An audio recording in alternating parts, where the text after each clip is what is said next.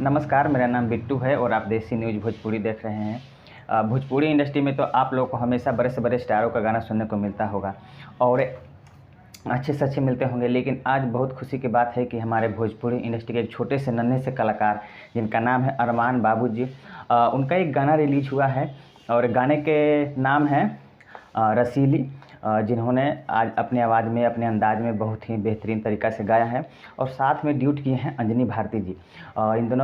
इन दोनों लोगों का बहुत ही प्यारा और बहुत ही सुंदर आवाज़ है। आज ही रिलीज़ हुआ है। देखिए, हम लोग क्या करते हैं कि बड़े से बड़े कलाकार को सपोर्ट करते हैं, लेकिन छोटे कलाकार जो गाते हैं उन पे हम लोग ध्यान नहीं देते हैं, आप लोग भी नहीं दे पाते हैं।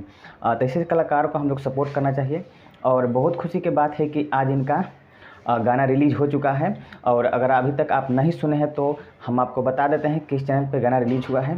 तो आदिशि फिल्म एक चैनल है, उसी पे उनका गाना रिलीज़ हुआ है और गाने को लिखे हैं कुमार संदीप जी। बहुत अच्छा राइटर हैं और बहुत अच्छा गाना लिखते हैं, ताकि हमारे भोजपुरी इंडस्ट्री में जो भी कलाकार आते हैं गाना गाते हैं उनका एक मनोबल ऊंचा हो और आगे से चल के हमारे भोजपुरी इंडस्ट्री के लिए अच्छा से अच्छा काम करें, गाना गाएं और हमारे भोजपुरी को आगे बढ़ाएं। तो हम लोग का फ़र्ज़ और कर्तव्य बनता है कि छोटे से छोटे कलाकार को भी हम लोग सपोर्ट करें, ताकि आने वाले समय में हमारे भोजपुरी इंडस्ट्री के लिए अच्छा से अच्छा काम करें। और काफ़ी सुंदर, काफ़ी बेहतरीन गाना है। इनका गाना बहुत ही अच्छा आता भी है, देखे भी होंगे, बहुत अच्छा गाते भी हैं, स्टेज पर भी अच्छा डांस करते हैं।